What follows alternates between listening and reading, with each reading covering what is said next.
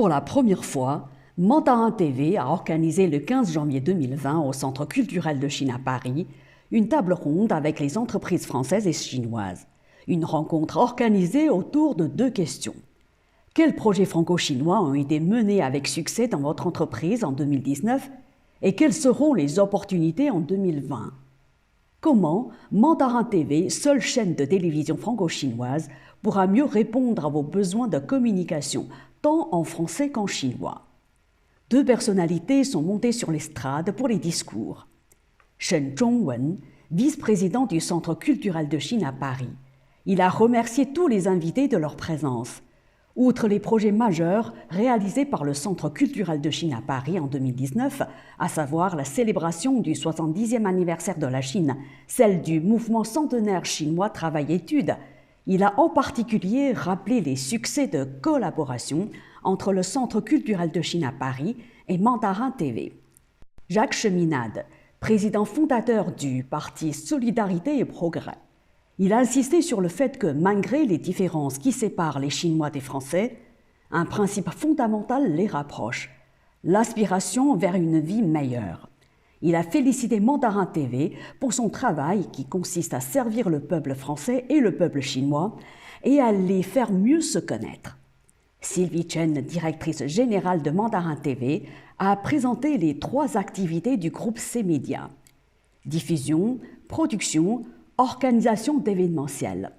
Selon elle, en tant que producteur, Mandarin TV produit des contenus importants pour toutes les plateformes. Films institutionnels, publicités, reportages, documentaires, captation événementielle. En tant qu'organisateur d'événementiels, Mandarin TV joue deux rôles. Créer des ponts entre la Chine et la France. Proposer des offres événementielles sur mesure, de la conception à la réalisation.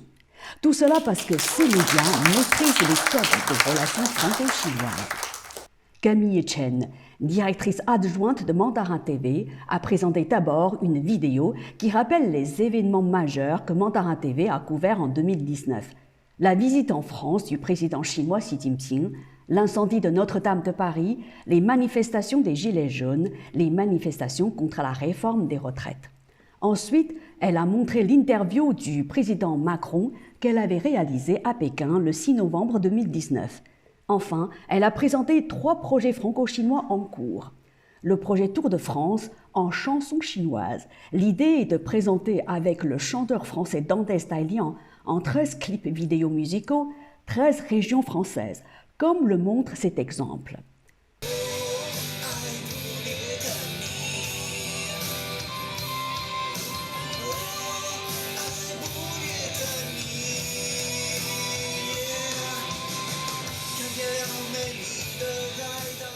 Ensuite, le projet Grande Riviera, qui a pour but de faire travailler en collaboration la région PACA, Turin et la ville de Guangzhou.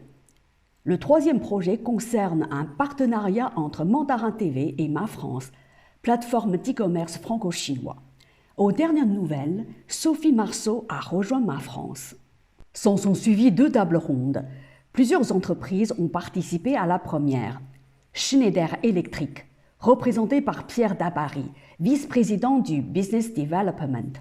Schneider Electric a commencé à investir en Chine en 1985. Aujourd'hui, le groupe possède 23 usines en Chine, 3 centres de R&D et emploie 17 000 personnes. La Chine est le deuxième pays en termes de vente pour Schneider Electric. Air France, représenté par Martine Bartra, manager en charge de la planification des partenariats et du business.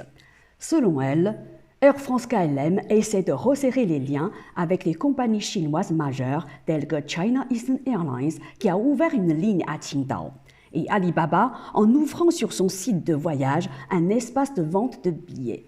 Terraquet, représenté par Chen Ying, responsable Chine. Terraquet est à la fois une marque française de produits cosmétiques et un institut de beauté. Entré en Chine il y a 5 ans, ses produits sont commercialisés dans 6000 points de vente en Chine. Sa marque la plus innovante est une crème à base de fibroplaste qui régénère les organes. Le groupe Kidilitz, représenté par Francis Sun, vice-président du conseil de surveillance. Kitilis a été racheté par le chinois Semir Garman, une entreprise spécialisée dans la mode enfantine. Selon lui, le challenge pour un groupe français racheté par un groupe chinois est la gouvernance. S'il est facile de racheter une société, il est très difficile de la gouverner. Olivier Boucher, président de FIVA, organisateur de concours de dégustation de vins et de spiritueux à l'aveugle, mais aussi organisateur de salons en France comme en Chine. FIVA est très actif sur le marché chinois. L'an dernier, par exemple, FIVA a participé à la Foire internationale des importations de Shanghai. Olivier Boucher a exprimé le souhait de voir davantage d'entreprises françaises d'être présentes à cette foire. La deuxième table ronde était organisée autour de la question suivante. Qu'attendent les sociétés françaises et chinoises d'un média franco-chinois comme Mandarin TV? Pour Harold Parizeau, président du Chinese Business Club, des marques françaises souhaiteraient avoir plus de visibilité auprès des sociétés chinoises présentes en Europe et des touristes chinois en France. Mandarin TV a une carte à jouer sur ce créneau. Selon Sophie Cho Goulvest, dirigeante de la société R2C Consulting Management, Mandarin TV pourrait diffuser des programmes axés sur l'interculturalité, car la culture est essentielle pour permettre aux Français et aux Chinois de mieux se comprendre, pour mieux travailler ensemble. Pour Gilbert Réveillon, CEO de Fatry, société chinoise spécialisée dans la fabrication de capteurs intelligents, il sera intéressant d'utiliser du tutoriel pour expliquer sur l'usage des réseaux sociaux, ce qui permettrait à Mandarin TV d'être encore plus connu. Jackie Zhang, fondateur de Paris Fashion Shops, il suggère à Mandarin TV de diffuser des programmes sur la culture chinoise à destination des jeunes Français d'origine chinoise. Pierre Chu, fondateur de China Workshop, plateforme spécialisée dans la mise en relation des professionnels du tourisme français et chinois, il encourage Mandarin TV à promouvoir la France auprès des Chinois à la manière de Dantes Tailian.